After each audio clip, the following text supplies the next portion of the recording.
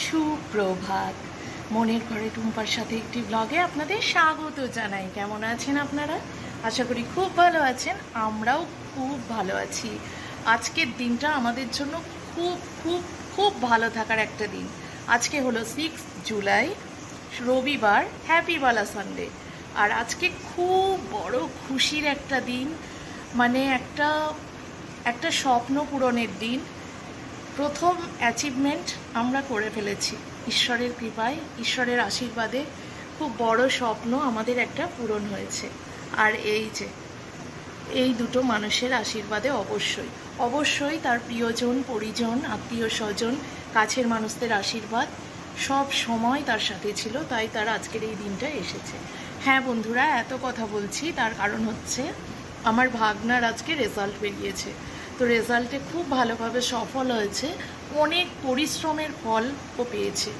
অনেক পরিশ্রম করেছে, নির্ঘুম রাত, দুশ্চিন্তাময় একটা দিন রাত ও কাটিয়েছে। দুশ্চিন্তা তো হবেই, তাই না? কারণ ও অনেক দিন এই জার্নিটার মধ্যে দিয়ে যাচ্ছিল। তো সবাই আমরা ঈশ্বরের কাছে প্রার্থনা করেছি যাতে ও সফল হতে পারে। কিন্তু ও ঈশ্বরের কাছে প্রার্থনা করার সাথে সাথে ওকে পরিশ্রমটা করতে হয়েছে। যেটা আশেপাশের মানুষ আমরা প্রে করতে পারি, ওর সাথ দিতে পারি, কিন্তু অ্যাকচুয়ালি পরিশ্রমটা ওকে দিতে হয়েছে।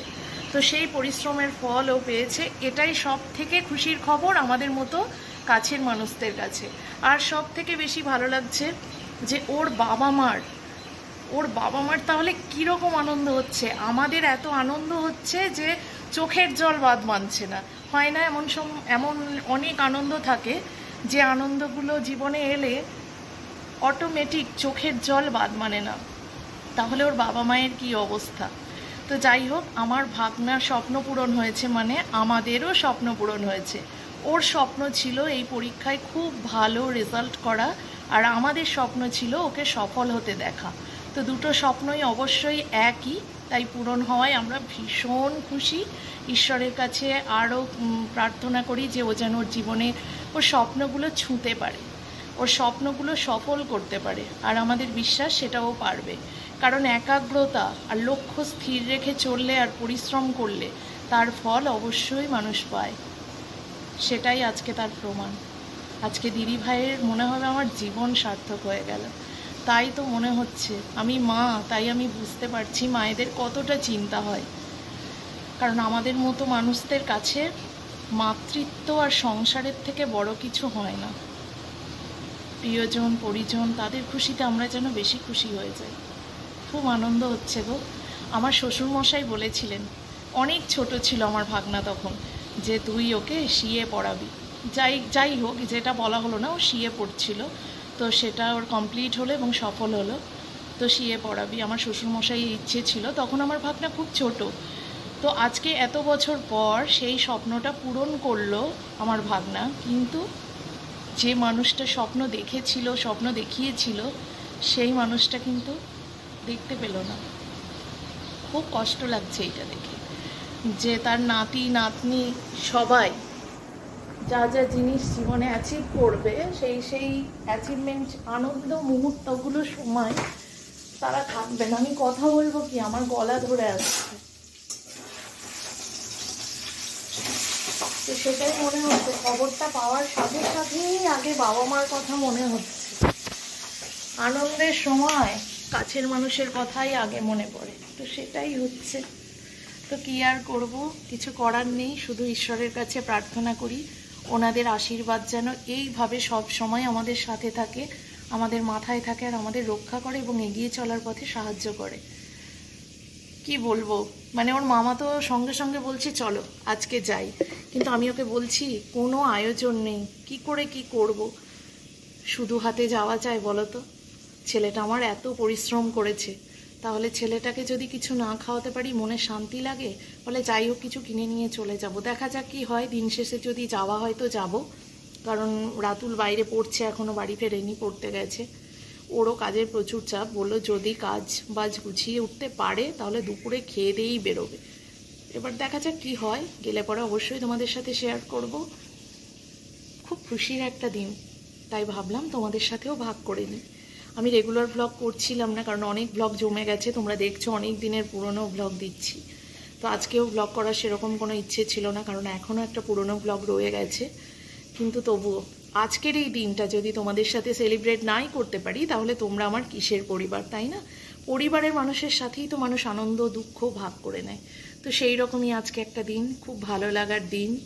তোমরা আশীর্বাদ করো ছেলেটা যেন আরও বড় হতে পারে, সর্বোপরি ওর মধ্যে বিবেক, বোধ, সাহস, অবশ্যই সততা সব মিলিয়ে মিশিয়ে একটা সৎ মানুষ হতে পারে। তবেই জীবনের সফলতা, আসল সফলতা। আশা করি ও পারবে, কারণ ওর মানে পরিবারকে দেখেছে, বাবা মাকে দেখেছে সেইভাবে, তো পারবেই। তো যাই হোক বন্ধুরা, রান্নাঘরে চলে গেছি। আর আজকে তো হ্যাপি ওয়ালা সানডে, তো বাড়িতে রান্নাঘরের তোড়জোড় রয়েছে। তো চলো রান্নাঘরের তোড়জোড়টা দেখাই। পাবদা মাছ দুটোর মাঝে একটা চাপা পড়ে গেছে, ও ছেড়ে যাবে মশলা দিলে। এখানে বড় হাঁড়িতে ভাত বসিয়েছি, কারণ আমি একটু রাতে খাবো, তার কারণ আজকে হচ্ছে মাটন। এখানে সব আয়োজন করেছি, আর গোটা রসুন, গোটা পেঁয়াজ মাংসের সাথে দিতেই হবে, অর্ডার রয়েছে। তো চলো, হ্যাঁ ভেবেছিলাম পটল ভাজা করবো, তারপরে পাবদা মাছ এনেছে দেখে ভাবলাম কিছু না করে একেবারে ঘরে রাখবো না। মাছের ডিম রয়ে গেছে একটু ফ্রিজে, সেটা দিলে আবার অনেক কিছু হয়ে যাবে। দেখি কি করি, যদি খাই করে দেবো, আর যদি না খাই তাহলে এটুকুই। আর একটা খবর তোমাদের জানাই, আমার হেল্পিং হ্যান্ড চলে গেছে, ফলে আমাকে সমস্ত কাজ বাজ এখন নিজের হাতেই করতে হচ্ছে। তার জন্য এই যে ফেটি বেঁধে নিয়েছি, কিছু করার নেই, কী করবো বলো। কাজকর্ম অনেকক্ষণ আগেই হয়ে গেছে, এখন ঘড়ির কাঁটা কটা বাজে, 10টা 20। আমার কাজবাজ মিটে গেছে 9টার মধ্যে। তার মধ্যে বরমশাই বাজার এনেছে, সেগুলো গুছিয়েছি, রান্নার জোগাড় করেছি। বরমশাইকে একটু আম কেটে দিলাম, ছাতুর শরবত করে দিলাম, এটুকু খেয়ে গেছে। ছেলে কিচ্ছু খায়নি, কালকে রাতে লুচি বানিয়েছিলাম, তার দরুন একটু লুচি গুছি রয়ে গেছে, যদি এসে খায় তাহলে ওইটাই বানিয়ে দেবো। আসতে নিতে ছেলে প্রায় 11:15, ওই জন্য আমিও খেতে পাচ্ছি না, মনটা পড়ে থাকে জানো তো। ছেলেটা কিছু না খেলে বা না খেয়ে গেলে পেটে খিদে নিয়ে তো আসবে। বললাম যাওয়ার সময় খেয়ে যা, বলে কি না কাল রাতে খেয়েছি, এখন আর খিদে নেই। ও সকালে এমনিই খেতে চায় না খুব সকালে, তার উপর আবার সকালেই বেরিয়েছে। যাই হোক, ছেলেটা শুনলেও খুব আনন্দ পাবে, কারণ বড়দের দেখে ছোটরা শেখে, সেই পথ অনুসরণ করে। একই পথে না চললেও, পথ আলাদা হলেও, পথের ধরন আলাদা হলেও মানুষ ভাবে কি বলতো, যে না এটা দাদা করেছে বা দিদি করেছে, তাহলে এইরকম অ্যাচিভমেন্ট আমাকেও করতে হবে। তখন মনে জোর একটা অটোমেটিক এসে যায়, দেখবে। তো চলো, দিনটা শুরু হলো, হয়ে তো গেছে অনেকক্ষণ আগেই। আমার আবার এখন মায়ের মন্দির মোছার পালা চলছে, ওটা পালা করে হয়, আগের ব্লগে তোমাদের জানিয়েছি। তো সেটাই চলছে। বিকেলের কাজটা আমি রান্না বান্না সবটুকু সেরে, স্নান সেরে, বিকেলের মোছাটা দুবার মুছি। সকালে মুছে দিয়ে এসেছি খুব সকালেই, ওটা মানে অনেকটা সকালে, তো সেটা মোছা হয়ে গেছে। আর বিকেলে যেটা মোছা হয় সন্ধ্যা দেওয়ার আগে, সেটা আমি দুপুরে স্নান সেরে একেবারে মুছে দিয়ে আসি। কারণ যেহেতু 5 জনের কাজ, কে কখন আসবে, কে কখন সন্ধ্যা দেবে, বা আমি নিশ্চিন্ত হতে পারি না কোনো কাজ ফেলে রেখে। সকালেও তাই, কোন ভোরে ভোরে উঠে মাথায় চাপ থাকে যে না বাবা মন্দির মুছতে যেতে হবে, কে কখন মন্দিরে যাবে পুজো দিতে।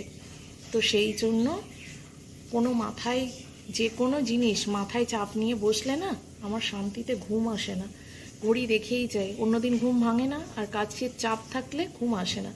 যদিও বন্দনা যেহেতু চলে গেছে, তাই আমার যে নিশ্চিন্তে ঘুমাবো, মানে রেস্ট নিচ্ছি, নিশ্চিন্তেই ঘুমাবো, কিন্তু একটা তাড়া থাকে ওঠার, যে না আমাকে এই কাজগুলো এই টাইমের মধ্যে ঠিকঠাক করতে হবে। তবে জানো তো, ঘড়ির কাঁটা টিকটিক করে ঠিক এগিয়ে যাচ্ছে আমার কাজের তালে তালে, এটা খুব ভালো হচ্ছে। চলো চলো চলো, মাছটা ভাজা হয়ে গেছে। এই রে, কড়াইয়ে ধোঁয়া ছেড়ে দিল গো তোমাদের সাথে কথা বলতে গিয়ে। এই যে হ্যাঁ, বেশি ভাজা হয়ে গেছে গো, পাবদা মাছ বেশি ভাজা ভালো লাগে না।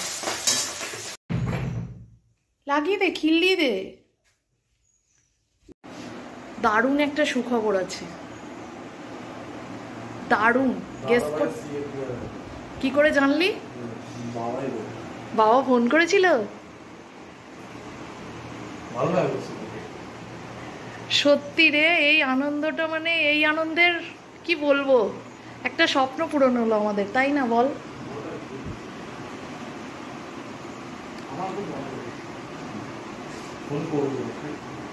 ঠিক আছে, তুমি চেঞ্জ করে নাও, ফ্রেশ হও। আর লুচি খাবে? তাহলে একটু বানিয়ে দেবো। ঠিক আছে, তাহলে তুমি হ্যাঁ পড়লো, পরিশ্রম দেয়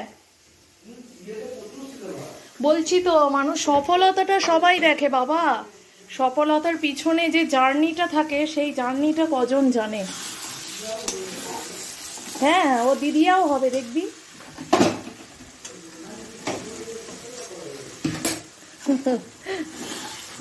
মাংসর কষানো কমপ্লিট, মনের আনন্দ আজকে আর বাদ মানছে না। পাবদা ঝাল রেডি, আর এখানে লুচি বানাবো।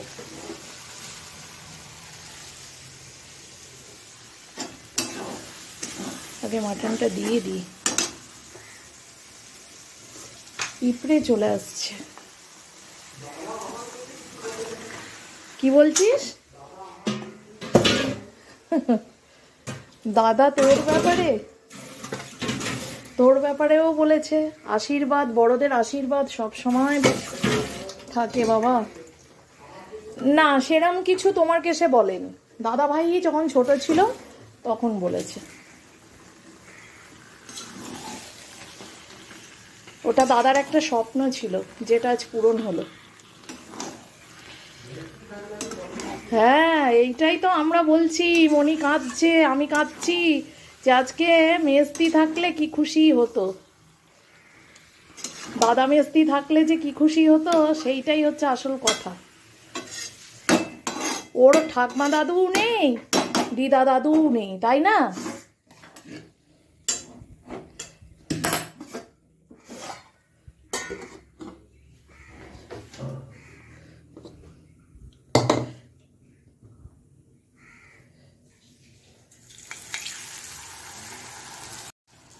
কাল থেকে বেলে রেখেছি, তাও যে লেগে যায়নি একটার সাথে অপরটা, এটাই ভাগ্য।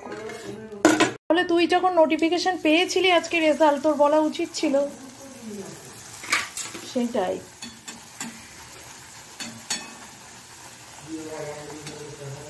রাতুলে স্যার আসবে দুপুরে, না হলে এতটা বেলায় আমি ওকে লুচি দিতাম না। আমাদের খেতে নিতে প্রায় 2:30 বেজে যাবে। এবার সকাল থেকে না খেয়ে থাকলে অটোমেটিক শরীর খারাপ হবে। কাল থেকে বেলা আছে বলে কিনা জানি না ফুলছে না ভালো, নাহলে কালকে খুব ভালো ফুলেছে। রাতুল বস, কালকের সব আলুর তরকারি, লুচি নে বাবা আয়।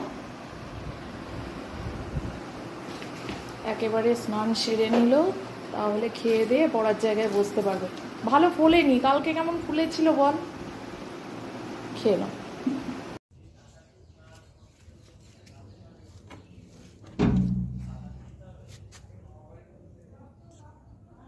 ছাতাল মুছতে মেঘ করেছে আকাশে, আবার ছাদে জামা কাপড় দিলাম। নতুন নাইটিটা পরে নিয়েছি আজকে।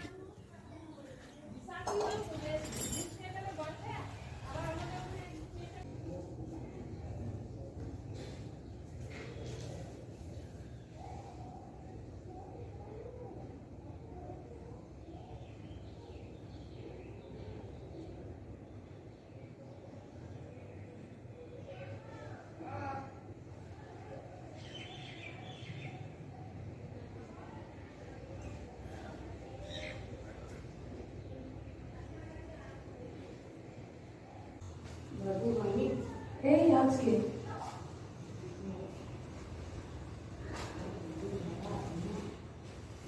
হ্যাঁ আজকে কি জানি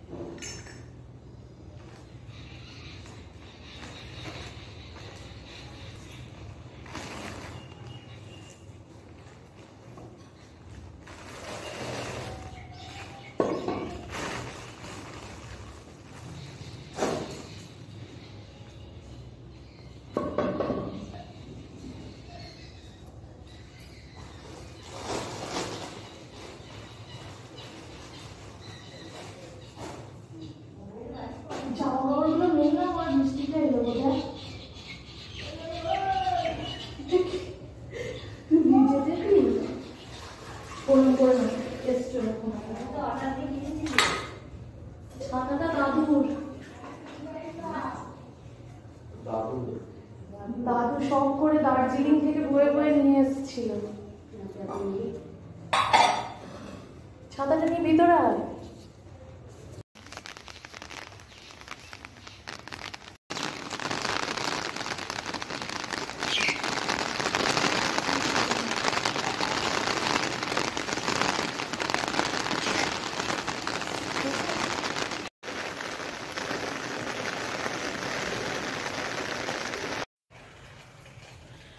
এত হাঁপিয়ে গেছি, পুরো ভিজে গেলাম। আবার তাড়াহুড়ো করে রাতুল গেছিল ছাতা নিয়ে। হ্যাঁ ঠিক আছে, বাবা এসে দেখবে। রাতুল ছাতাটা নিয়ে গেল।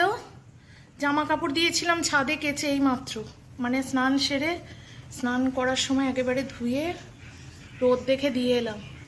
এই দেখো, চাতালে যেতে না যেতে বৃষ্টি, ছুটতে ছুটতে এসে আবার এই অবস্থাতেই গেলাম ছাদে, বালতি করে সব ভরে নিয়ে এলাম। একে বলে বউ নাচানো বৃষ্টি। তাহলে বলো, এখন এই ওয়াশিং মেশিনে বর্ষা, আর কায়দা করে রোদ দেখে দিতে যাবো না, লোক করবো না, এতেই দেবো ধুয়ে স্প্রিং করতে, ঠিক শুকাবে। পারছি না গো, স্নান সারার পর যদি ভিজি ভালো লাগে না, খুব বিরক্ত লাগে। পুরো একে তো ঘামে গা হাত পা প্যাচ প্যাচ করছে, তারপর এই বৃষ্টি। চলো, আর পারছি না। আজকে চাতাল মোছা শেষ। ঘড়ি কাটা পুরো 12:35 ঘরে। মাটনটা দেখি গো, এখনো হচ্ছে, কারেন্টও। চলো, খুব জোর মেঘটা এসছে, মনে হচ্ছে বৃষ্টিটা ভালোই দেবে। ধরতে হবে এক হাতে। আজকে রূপ মোহিনী একটু ভালো করে কাছ থেকে ক্লোজ। দারুণ দারুণ। তোর বাবা দেখি তো স্নান করতে ছুটলো রে।